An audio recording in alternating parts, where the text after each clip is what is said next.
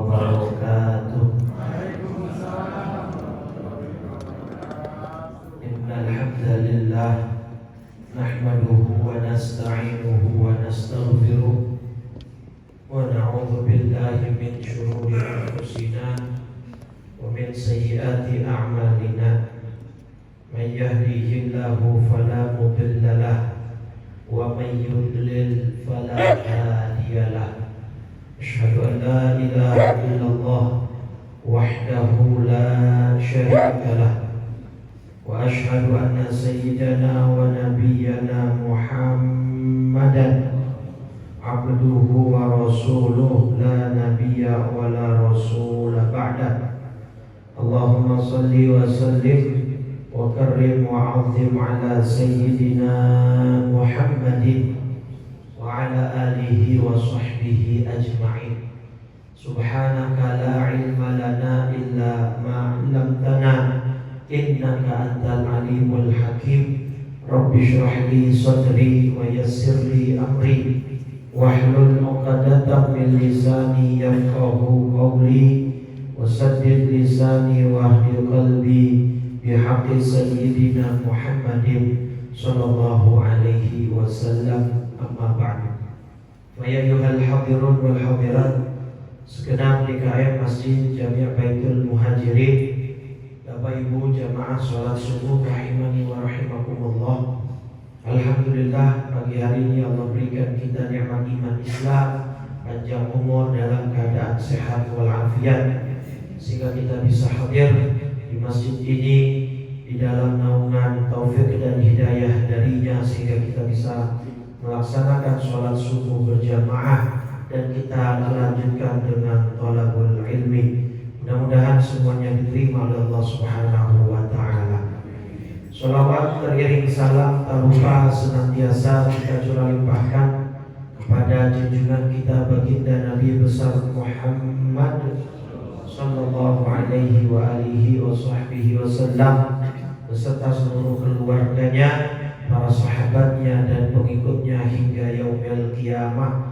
Mudah-mudahan kita semua tergolong dari umatnya yang kelak mendapat syafaat dari baginda Rasulullah sallallahu alaihi wasallam. Amin ya rabbal alamin. Baik hadirin hadirat, kita akan melanjutkan pembahasan tafsir juz 30 dalam kitab Tafsir Al-Baghawi, dan insyaallah pagi ini kita akan membahas surat ke-109, yaitu surat Al-Kafirun. Baik, bismillahirrahmanirrahim. Qala Syekhul Mu'allif rahimahullahu ta'ala wa adaman naf'a bihi wa bi barakati ulumihi wa bikum fid daraini amin radhiyallahu ta'ala anna wa ankum. Ila an qala bismillahirrahmanirrahim. Qul ya ayyuhal kafirun. Katakanlah wahai Nabi Muhammad, hei orang-orang kafir. Jadi ayat ini atau surat ini Bapak Ibu, ketika Allah menurunkannya, Allah meminta Nabi untuk berseru, hei orang-orang kafir. Pertanyaannya, siapa orang kafir yang dimaksud? Ini surat turun karena ada sekelompok atau sejumlah pemuka Quraisy, siapa saja diantaranya Harith bin Qais As-Sahmi, Al-As ibn Wa'il, Walid ibn Al-Mughirah, Al-Aswad ibn Abdul Yahud, Aswad bin Muttalib bin Asad, Umayyah bin Khalaf dan lainnya. Mereka mencoba membuat dan menawarkan kesepakatan kepada Nabi Muhammad SAW. Apa kesepakatannya atau tawarannya? Qalu, mereka berkata, ya Muhammad, halumma fatba' dinana wa nattabi'u dinaka wa nusyrikuka fi amrina kullihi ta'budu alihatana sanatan wa na'budu ilahaka sanatan. Baik, sudah paham? Kirain diam-diam udah paham gitu. Udah paham ya, saya jelasin. Jadi sejumlah pemuka Quraisy ini, Bapak Ibu, memberikan tawaran atau memberikan penawaran kepada Nabi atau memberikan penawaran kesepakatan, Muhammad, gimana kalau gini aja deh, daripada kita ribut terus, ya berantem terus, musuhan terus, saya nggak mau terima ajaranmu, kamu nggak ikut agama nenek moyang kita. Sekarang gimana kalau kita coba gimana? Kita bakal nyembah Tuhanmu setahun, nanti tahun berikutnya gantian kamu nyembah Tuhan kita setahun. Kan kalau secara logika mungkin ini cukup fair ya. Udahlah, kan ini kan sama-sama keyakinan yang kita nggak bisa memastikan siapa yang benar di antara kita gitu. Kenapa nggak kita coba dulu? Saya nyoba Tuhan kamu, nyembah Tuhan kamu, kamu juga sama, sembah Tuhan kita. Setahun aja, nggak usah lama-lama. Nah, fa in kana allati jita bihi khairan, kalau memang nanti yang kamu ajarkan ternyata menurut kami baik, setelah kami sembah Tuhanmu selama setahun, maka qad syarakna fihi wa akhadna hadzana minhu, maka kami telah mendapatkan bagian dari agamamu itu tadi. Atau sebaliknya, kalau ternyata pendapat kami atau Tuhan kami itu adalah yang baik, kunta qad syarakna fi amrina, engkau telah mendapatkan kebaikan juga dari apa yang kami sembah. Nah, jadi surat ini makanya terus turun ayat pertama, qul ya ayyuhal orang-orang kafir. Kemudian surat ini turun untuk membantah tawaran kesepakatan tadi. Maka Allah dengan tegas menjelaskan gak bisa setahun, jangankan setahun, sesaat aja udah gak bisa. Karena kan sesaat orang kemudian menyembah Tuhan selain Allah, ya otomatis sudah musyrik, sudah kafir, bahkan bisa yakhruj 'anil millah, dia keluar dari agama Islam. Apalagi setahun gitu ya. Kalau panjang umur, kalau dari tengah-tengah mati pas nyembah berhala, naudzubillah min dzalik, maka gak bisa. Nah, ini berarti surat ini menegaskan Bapak Ibu untuk urusan akidah, keyakinan bahwa tidak bisa dicampur-campur, gak bisa tawar-tawar.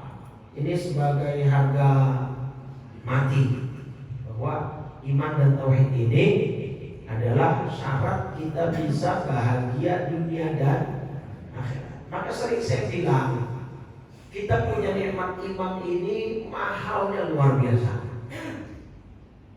Sekarang ini nanti di dalam surat Ali Imran, Pak, surat 3 ayat 85 dulu deh. Kan ini jelas, Pak, tegas dari Allah. Siapa yang mencari agama selain Islam, wa may yabtaghi ghairal islami dinan falan yuqbala minhu, tidak akan diterima. Gak ada.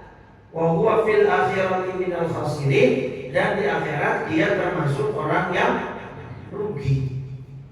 Ruginya di mana? Nah, nanti kita elaborasi lebih jauh. Intinya adalah selain agama Islam tidak diterima. Itu sudah titik sudah. Nah, agama Islam jelas masuknya dengan mengucap 2 kalimat syahadat. Harus ada syahadat tauhid dan syahadat rasul. Gak bisa kalau cuma asyhadu an la ilaha illallah terus stop. Nggak mau menyaksikan sebagai nabi, sebagai nabi terakhir, bisa nggak begitu? Nggak bisa, dan tidak diterima dan nggak sah imannya.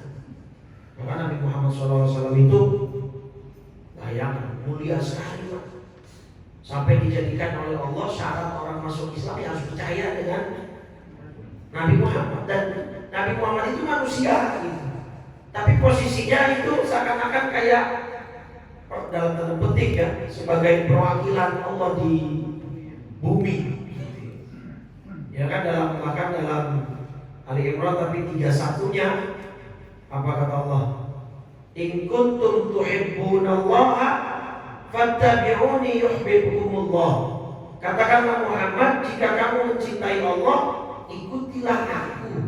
Niscaya Allah mencintaimu dan mengampuni dosa-dosamu. Makanya orang Yahudi itu ketika dia hidupnya setelah Nabi Muhammad diutus menjadi Rasul, terus gak mau ngakui Nabi Muhammad sebagai Rasul, dianggap gak keimanannya kepada Allah? Enggak. Dan FYI, for your information, asal Bapak Ibu tahu, orang Yahudi itu loyalitas kepada Allah itu luar biasa. Menghamba kepada Allahnya itu luar biasa. Dan mereka terhadap nabi-nabi mereka itu membela sekali. Nah, ujian bagi mereka ternyata nabi akhir zaman dari bangsa Arab, bukan dari Bani Israel. Ujian buat mereka. Nah, kalau ada bangsa Yahudi yang mempercayai dan tidak beriman kepada Nabi Muhammad, padahal dia hidup setelah diutusnya Nabi menjadi Rasul, dianggap beriman? Enggak. Makanya dia termasuk al-maghdub alaihim dalam surat Fatihah ayat ke-7. Ghairil maghdub alaihim. Jadi kita minta jalan yang lurus, bukan jalan yang engkau murkai. Maghdub alaihim. Siapa orang yang kau murkai, yang mendapatkan murka? Itu orang Yahudi. Kenapa? Karena tidak beriman kepada Nabi Muhammad, tak mau mengakui Nabi Muhammad SAW sebagai Rasul. Nah, ini mumpung saya menyinggung soal ini, mumpung ini bulan Rabiul Awal, bulan Maulid, banyakin sholawat kepada Nabi Muhammad SAW. Pak, ada riwayat Pak dalam Qasasul Anbiya. Ini kitab Qasasul Anbiya karya Imam Ibnu Katsir, pengarang tafsir yang populer, tafsir Ibnu Katsir, bahwa Nabi Adam alaihissalam, Nabi Adam punya kesalahan ya. Apa kesalahannya Nabi Adam? Memakan buah terlarang. Sudah pernah saya singgung kalau tidak salah bahwa penamaan buah khuldi itu dari iblis, bukan dari Allah. Yang ngasih nama, Allah tuh gak ngasih nama Bu. Allah cuma bilang pakai isim isyarat, wala taqraba hadhihi syajarah. Jangan kalian atau kamu dekati pohon ini. Ada namanya gak? Gak ada. Yang kasih nama siapa? Iblis. Iblis membangun narasi bohong, atau lebih populer istilah kerennya hoax. Hoax yang dibangun iblis ini demi menjerat Nabi Adam. Maka dia dinarasikanlah, qala ya Adamu hal adulluka ala syajaratil khuldi. Kan setan membisikkan pikiran jahat kepada Nabi Adam, maukah aku tunjukkan kepadamu pohon keabadian? Khuldi itu jadi pohon keabadian. Nah, jadi yang bikin narasi ini siapa? Iblis. Dan itu hoax pertama yang memakan korban manusia. Jadi kalau ada yang suka bikin hoax, maka sama dengan kalau saya ngomong ya. Ketika Nabi Adam membuat khotiah kesalahan, tahu nggak salah satu riwayat yang ditampilkan Ibnu Katsir dalam Qasasul Anbiya ini? Ya Rabb, as'aluka bihaqqi Muhammad illa ghafartani. Ya Allah, dengan keagungan dan kemuliaan Muhammad, tolong ampuni dosa. Nabi Adam doanya begitu dalam riwayat ini. Terus Allah tanya, fa kaifa arafta Muhammadan walam akhluquhu ba'du? Adam, kamu tahu dari mana sosok pria yang bernama Muhammad sallallahu alaihi wasallam? Padahal belum aku ciptakan, belum ada. Apa kata Nabi Adam? Rafa'tu ra'si, saya angkat kepala saya di surga. fa idza ra'aitu ala qawaibil arsy, ternyata tiang-tiang arsy, tiang-tiang surga maktuban la ilaha illallah Muhammadur Rasulullah. Itu tiang-tiang arsy-nya Allah, tiang-tiang surganya Allah sudah ada ukiran kaligrafi tulisan la ilaha illallah Muhammadur Rasulullah. Dan fa'alimtu, saya berkesimpulan, annaka lam tudif ila ismika, engkau ya Rabb tidak mungkin menyandingkan nama seseorang dengan namamu yang mulia, kecuali pasti orang itu adalah ahabbul khalqi ilaika, manusia yang paling kau cintai. Jadi orang yang belum mencintai, baru ada Nabi Adam, tulisan namanya udah disandingkan dengan asmanya Allah. Tuh Nabi kita Muhammad SAW. Bangga gak kita jadi umat Nabi Muhammad? Jadi umat Nabi Muhammad SAW bangga gak? Kita umat paling terakhir, tapi kita masuk surganya paling pertama, paling dulu. Itu umat-umat Nabi yang lain tuh mikir, ini siapa sih badannya pada kecil-kecil, tapi kok masuk surganya duluan? Oh, pas melihat mukanya pada bercahaya. Dan kata Nabi apa? Bu'ithat ummati ghurran muhajjalin min atharil wudu. Di antara tanda umatku kelak di yaumil qiyamah, wajah mereka bercahaya karena bekas-bekas air wudu. Mereka, oh ini umatnya Muhammad ini sallallahu alaihi wasallam. Mereka pada minggir, Pak, mempersilahkan. Ini wajahnya kan udah bercahaya semua ini. Wajahnya kelihatan semua itu wajahnya. Itu terpaling depan Nabi Muhammad, sahabat, tabi'in, tabi'ut tabi'in, ulama. Kita paling belakang, Pak. Jangan sampai itu muhajir. Enggak apa-apa, Pak, paling belakang. Memang nyadar diri kita ibadahnya masih dikit. Bener gak? Dosa masih banyak, ibadah sedikit. Mau paling depan gak nyambung, Pak. Gak apa-apa paling belakang, yang penting masuk, nyambung gerbongnya. Kereta rangkaiannya, gerbongnya sepanjang apapun, selama masih nyambung satu demi satu, sampai gak ke tujuan? Sampai, gak apa-apa, paling belakang. Nah, maka pertanyaan sholawat kepada Nabi di bulan Rabiul Awwal. Nah, iman itu ya tidak sah di sekarang, kecuali juga kita mempercayai Nabi Muhammad Shallallahu Alaihi Wasallam. Bahkan dalam An-Nisa 80 tegas banget itu Allah, Pak. Siapa yang mentaati Rasul sama dengan mentaati Allah. Disamakan statusnya, Pak. May yuti'ir Rasul faqad ata'a Allah. Siapa yang mentaati Rasul, maka sesungguhnya dia telah mentaati Allah. Semulia itu, Pak. Maka kata ulama, kita gak bisa sampai ke Allah kecuali lewat pintu Nabi, Pak. Kita mau sampai ke Allah gak bisa lompat bebas, gak bisa. Harus mau gak mau, suka atau gak suka, itu melewati pintu Rasul Sallallahu Alaihi Wasallam. Nah sekarang ini cuma Nabi Muhammad makhluk yang diizinkan masuk ke Sidratul Muntaha. Bahkan malaikat Jibril ketika Mi'raj nganterin cuma sampai pintu doang, Pak. Gak bisa masuk malaikat Jibril, akan terbakar jasadnya. Cuma Nabi kita Muhammad SAW yang diizinkan masuk ke Sidratul Muntaha. Kurang lebih apa lagi Nabi? Makanya umatnya itu menjadi kuntum khaira ummatin ukhrijat, kita sebaik-baik umat, Pak. Tuh, bersyukur gak berarti? Nah bahkan, Pak, sekarang di alam barzah itu kan ada pertanyaan nih, Pak. Yang nanya siapa nanya? Malaikat siapa? Munkar Nakir. Pertanyaannya apa yang ditanya, Pak? Pertanyaannya apa? Saya belum pernah soalnya nih. Hah?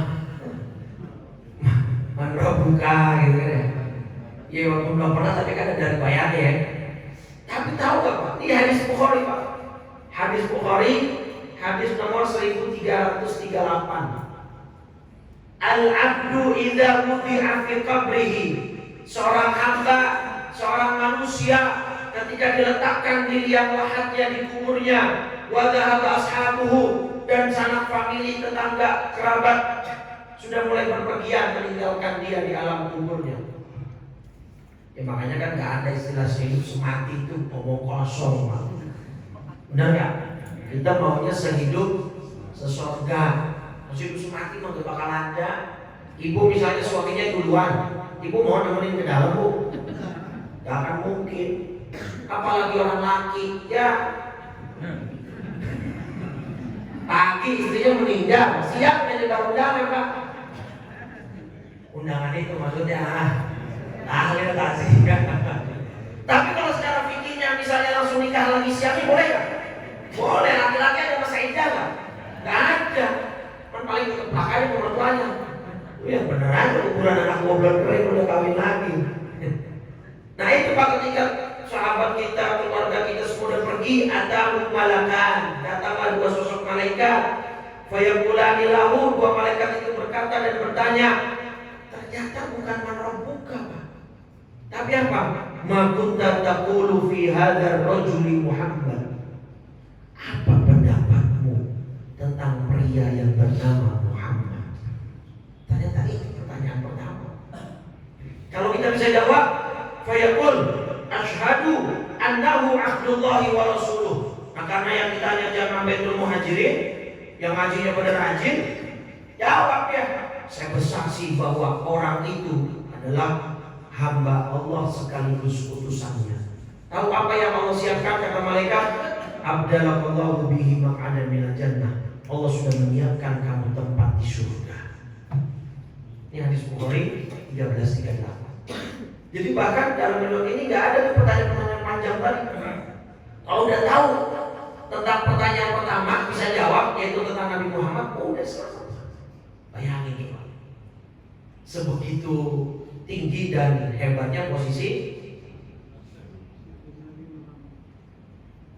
Emang ada manusia yang kayak Nabi Muhammad? Nggak ada. Bahkan dari semua Nabi dan Rasul yang paling Allah cintai siapa? Nabi Muhammad. Tadi bahkan Nabi Adam diampunin gara-gara menyebut-nyebut nama Nabi Muhammad. Bahkan ya Allah Bapak Ibu, dalam hadis Sahih Muslim ada sahabat namanya Anas bin Malik. Siapa namanya Pak? Anas bin Malik itu punya ibu namanya Ummu Sulaim. Siapa namanya? Nah, suatu hari, ini hadis Muslim nomor 2331. Hadis Muslim 2331. Nabi masuk ke rumahnya Ummu Sulaim, fa'ariqa, dan istirahat tidur sampai akhirnya Nabi bercucuran keringat. Kata sahabat Anas bin Malik, ja'at ummi bi qarurah. Ibu saya tiba-tiba ngambil botol-botol kecil dari dalam dapur. Faja'alat taslutul araqa fiha. Keringat Nabi yang bercucuran itu Pak, sama Ummu Sulaim dimasukin ke botol, dikumpulin Pak. Fastaiqadha Nabi, kemudian Nabi bangun, tanya, ya Ummu Sulaim, wahai Ummu Sulaim, ma hadzal ladzi tasna'i? Apaan ini botol-botol kecil? Apa yang kau perbuat? Hadza araquka, ini keringatmu ya Rasul. Naj'aluhu fi tibina, saya jadikan minyak wangi buat saya pribadi. Wa huwa min atyabil tib, dan ini parfum minyak yang paling wangi yang pernah saya cium. Jadi keringat Nabi dikumpulin sama Ummu Sulaim untuk dijadikan apa? Minyak wangi. Makanya dulu Siti Aisyah, istri Nabi, itu kalau Nabi baru pulang dari mana-mana, itu bajunya dibukain, badannya dilapin pakai kain. Nanti kan kainnya basah tuh, demek kalau orang Betawi bilang tuh, lembab-lembab gitu. Sama Siti Aisyah tuh kain dipeluk, dicium. Kenapa? Wanginya luar biasa. Nah ibu kalau menjadi istri yang solehah, bolehlah sekali-sekali suaminya pulang gitu ya, diservis, bukain bajunya, lapin badannya, ngeciumin tuh. Nggak pingsan aja udah syukur itu. Beda. Nggak ada.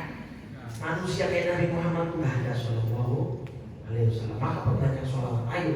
Maka keimanan kita itu bahkan bisa dilihat dari seberapa cinta dan seberapa dalamnya kerinduan kita kepada Nabi Muhammad sallallahu alaihi wasallam.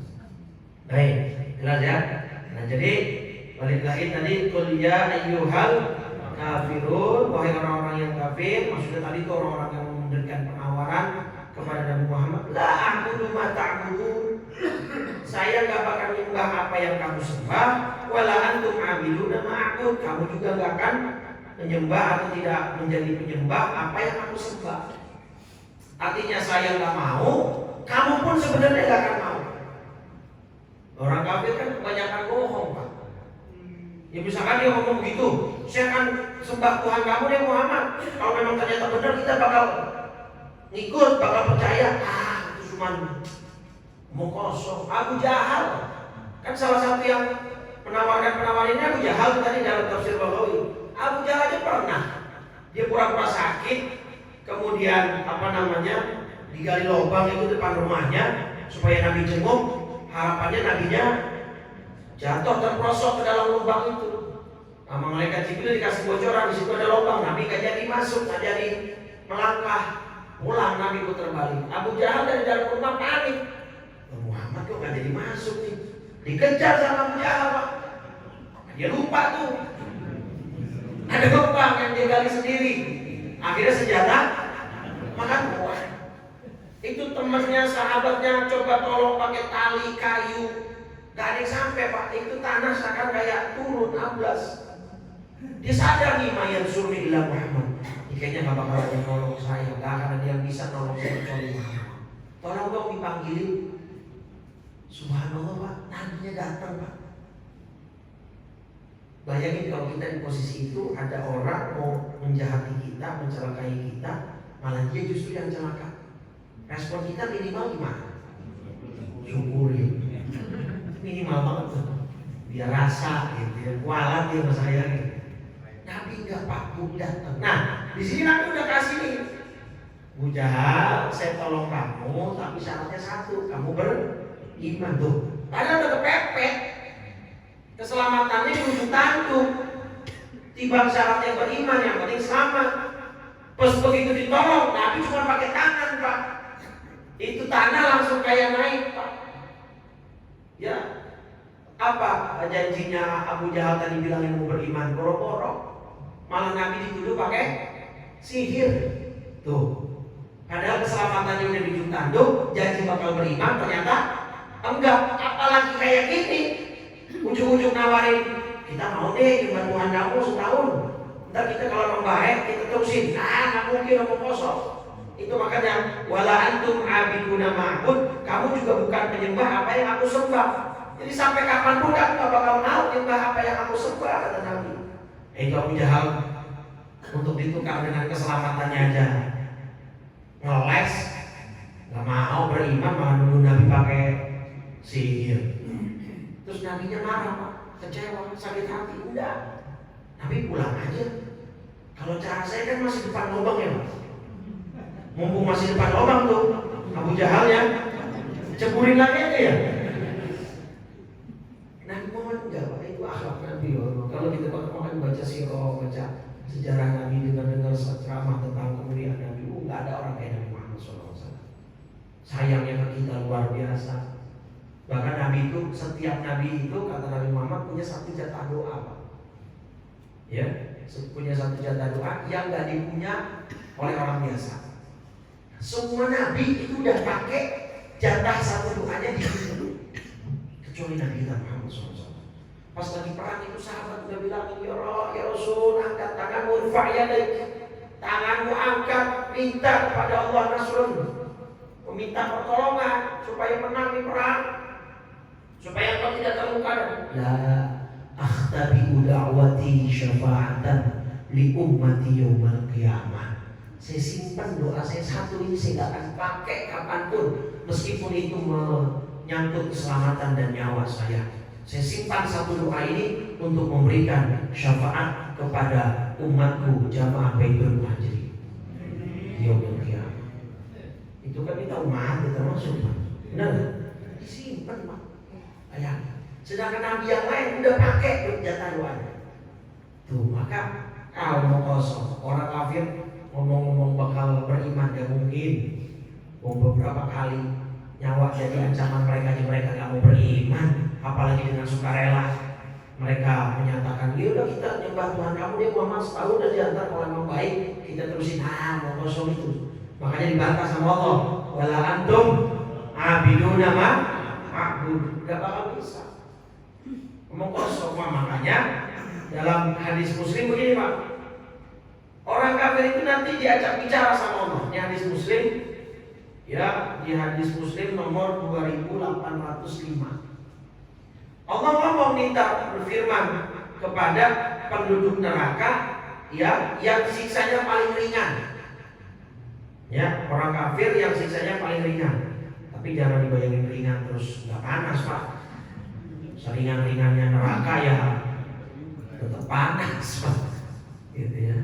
Allah tanya nih, "Lau kanat laka dunya wa ma fiha, akunta muftadiyan biha?" Orang kafir di neraka nih posisinya. Allah tanya, seandainya sekarang kamu punya dunia beserta isinya, terus mau gak kamu tukar sekarang dengan iman? Mau gak kamu menebus diri kamu dengan harta yang kamu punya sebegitu banyak, bahkan seperti dunia dan isinya, dengan keimanan? Mau gak sekarang? Fayaqul na'am. Dia orang ngomong, ya mau. Ya iyalah, dia udah rasain panas neraka. Apa kata Allah? Qad aradtu minka ahwana min hadza alla tusyrika. Padahal dulu di dunia saya gak minta seluruh harta kamu untuk sekedar kamu beriman. Enggak. Kamu cuma tinggal ngomong 2 kalimat, gak usah pakai keluarin semua harta kamu, gak usah pakai menebus dirimu dengan seluruh hartamu. Enggak semahal itu. Tapi kamu malah memilih untuk menolak, tidak mau beriman dan terus kufur kepada aku.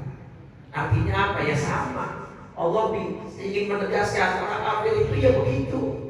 Kalau udah kepepet aja baru. Tapi kalau tak dia dikasih kesempatan lagi, mungkin hidup lagi, gak bakal ini juga, gak bakal beriman juga. Ya surat apa contohnya? Al-Mu'minun ya, ayat 100 kalau nggak salah. Al-Munafiqun coba. Yang itu kalla ya kalimatun qailuha nain. Al-Mu'minun ayat 100. Orang-orang kafir itu nanti ngomong, ya Rabb, balikin dong ke dunia. Supaya apa? La'alli a'malu salihan, supaya aku dapat berbuat kebajikan. Di antara tafsir yang dimaksud berbuat kebajikan adalah beriman. Balikin dong ke dunia, kita mau beriman ya Rabb. Gitu. Ya, kalla sekali-kali tidak. Innaha kalimatun wa qailuha. Sungguh itu adalah dalih yang diucapkannya saja. Allah tahu, nah kalau dibalikin ke dunia juga kafir-kafir lagi. Ya Allah Maha tahu lagi. Jadi kita bersyukur Pak jadi orang beriman. Sesusah-susahnya kita di dunia, semelarat-melaratnya kita di dunia, sesakit-sakitnya kita di dunia, semiskin-miskinnya kita di dunia akan berakhir dengan kematian. Dan orang yang beriman akan mendapat kebahagiaan. Tapi kalau orang kafir, apakah selesai dengan kematian? Oh, itu justru baru awal permulaan dari kesengsaraannya.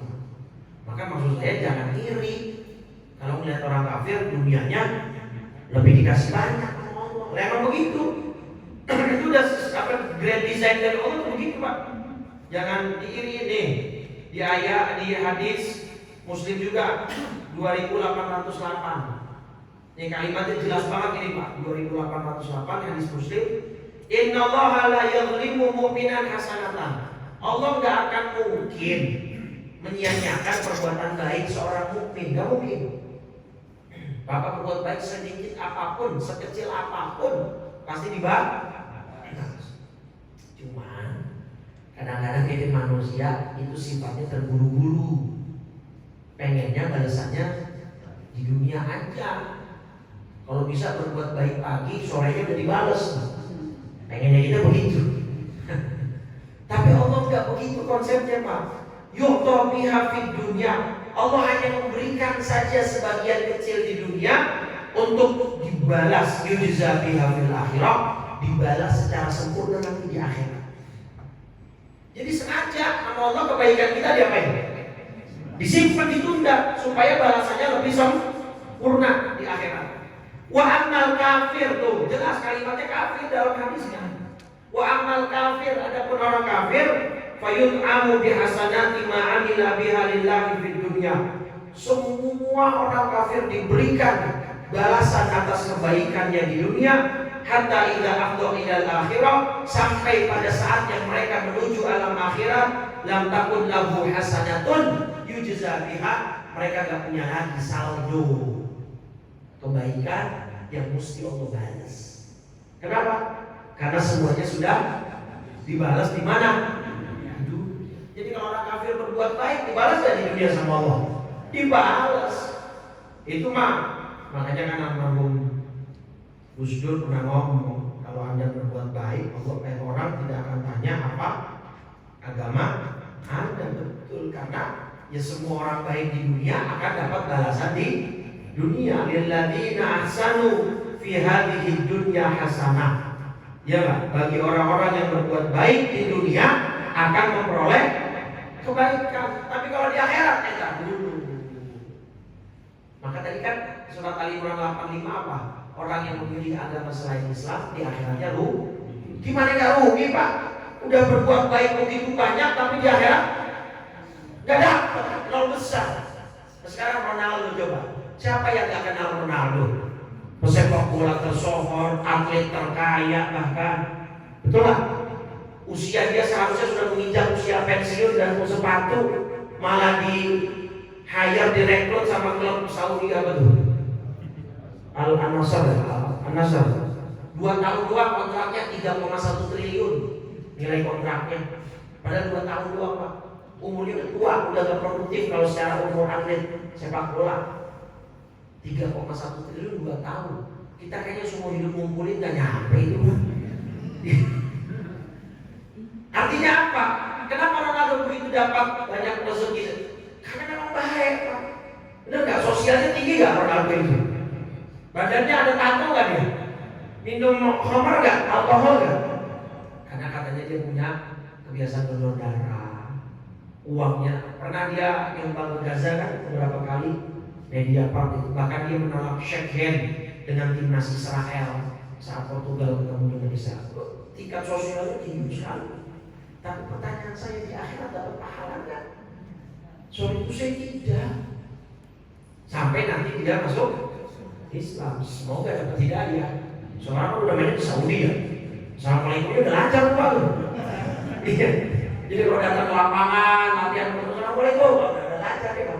Tinggal syahadatnya doang nih. Kalau di Islam aja, gempar di dunia sepak bola. Dan bisa jadi siapa yang menghalangi hidayahnya Allah? Mau itu mutlak punya Allah, benar? Tapi so far sampai sejauh ini dia nggak dapat balasan di akhirat. Belum ada pahalanya, saldonya masih nol. Bandingin coba sama orang Islam yang masukin kotak amal 2.000 perak. Ronaldo miliaran, bahkan mungkin ratusan miliar nyumbang ke Gaza Palestina. Mana yang dapat pahala di akhirat? Yang 2.000. Cuma jangan 2.000 juga. Dan itu ngomong saya mah ikhlas banget Ustaz. Dan 2.000.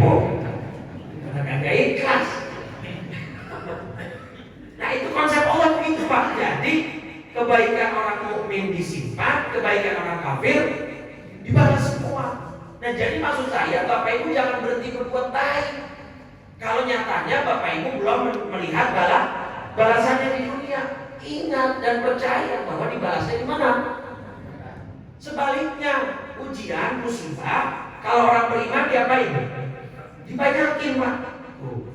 Coba tuh di dalam surat An-Nisa surat 4 ayat 123. May ya'mal su'an yujza bih. Siapa yang mengerjakan kejahatan, niscaya akan dibalas sesuai dengan kejahatannya itu.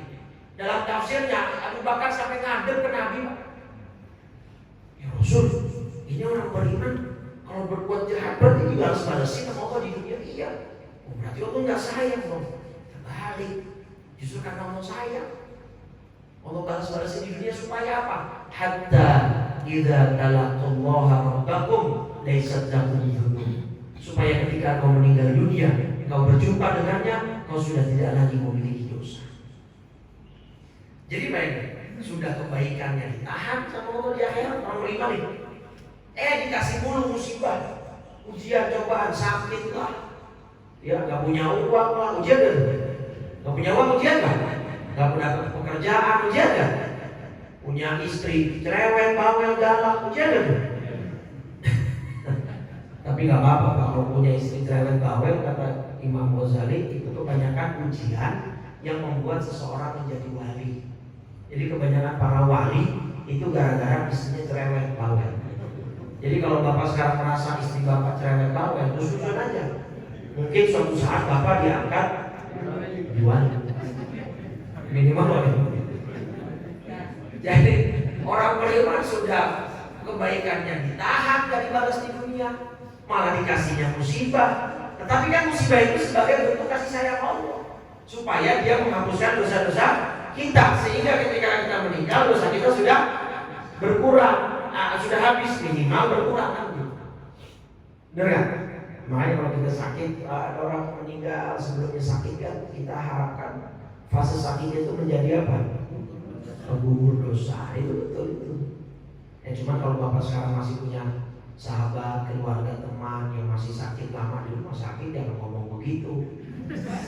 Bapak sakit lama banget pak, dosanya banyak kali. Kurang ajar. Biarkan dia yang introspeksi dia sebagai penguatan diri dia. Baik, jadi orang kafir itu begitu Pak. Jadi jangan iri sama orang kafir ya.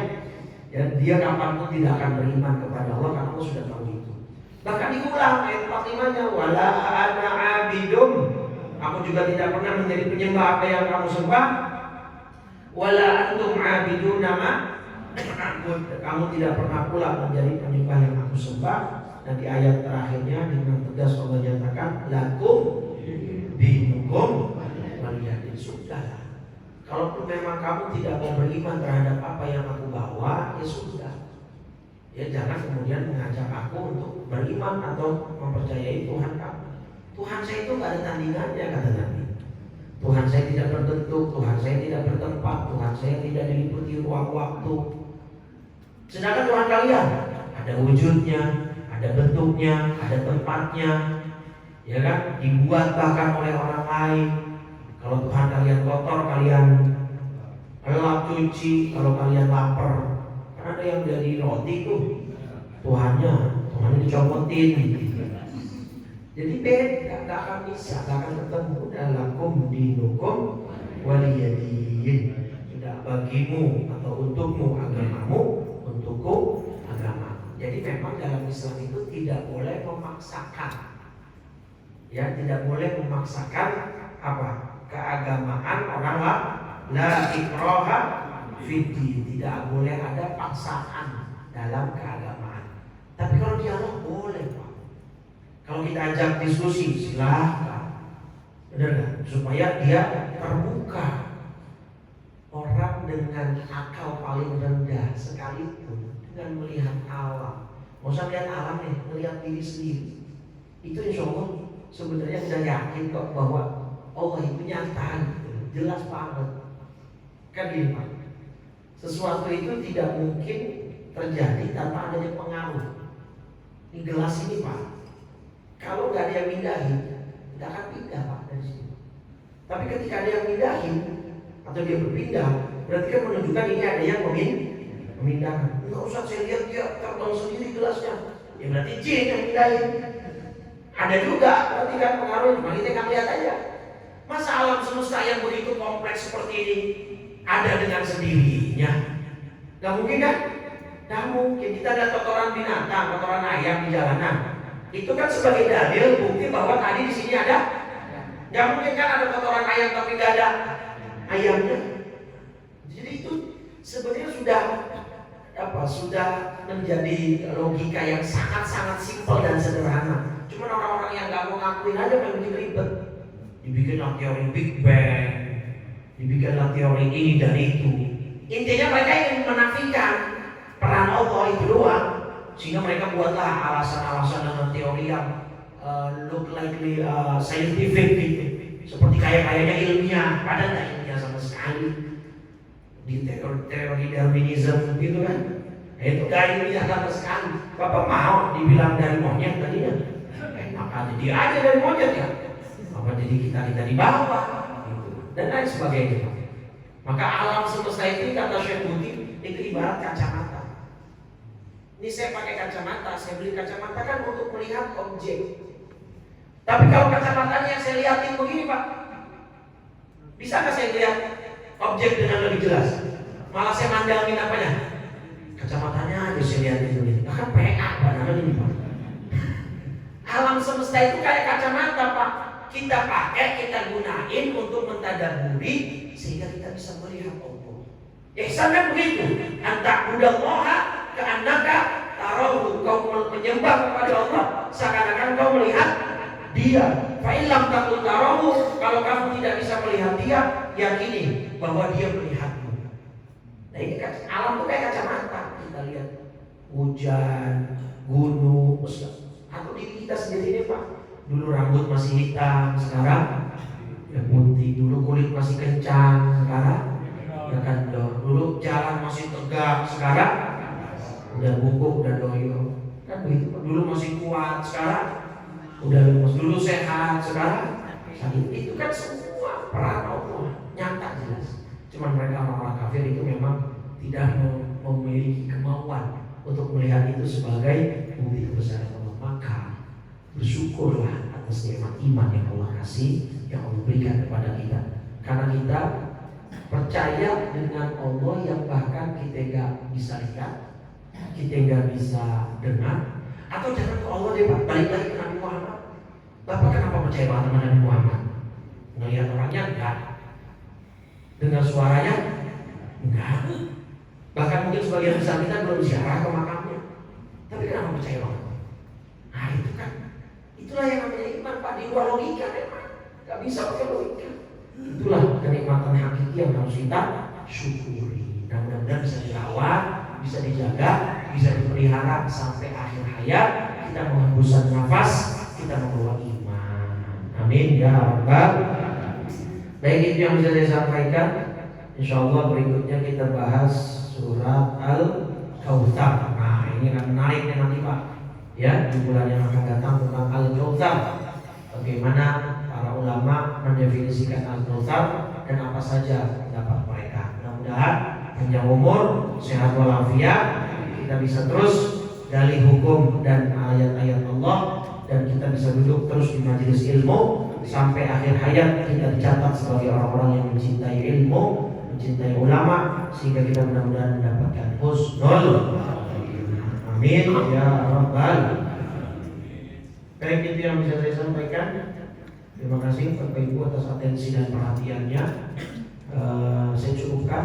Maaf saya tidak bisa membuka forum tanya jawab karena masih ada acara lagi jam setengah ada 7 nanti.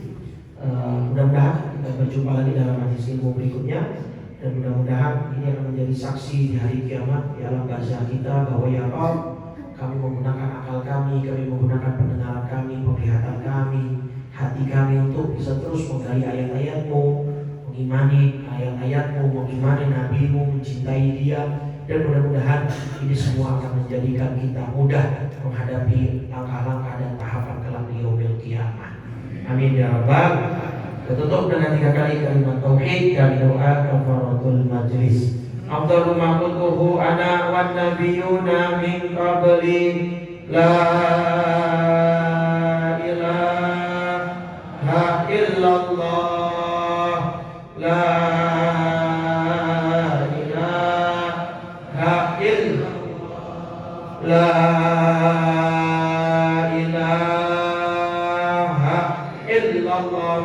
Rasulullah sallallahu alaihi wasallam kalimatu haqqin 'alaiha nahya wa 'alaiha namut wa biha nub'atsu insyaallah ta'ala minal aminin. Allahumma inna nas'aluka husnal khatimah wa na'udzubika min syarril 'aqibati wa su'il khatimah. Allahumma arzuqna fid dunya ziyaratah wa fil akhirati syafa'atah wa la tahrimna fil jinani ru'yatah. Rabbana la tuzigh qulubana ba'da idh hadaytana wa hab lana min ladunka rahmah innaka antal wahhab ya muqallibal qulub tsabbit qulubana ala dinika wa ta'atik. Rabbana atina fid dunya hasanah wa fil akhirati hasanah wa qina adzabannar. Sallallahu ala sayyidina Muhammadin wa ala alihi wa sahbihi wa sallam walhamdulillahi rabbil alamin. Subhanakallahumma wa bihamdika asyhadu an la ilaha illa anta astaghfiruka wa atubu ilaik. Wa afu minkum. Assalamualaikum warahmatullahi wabarakatuh.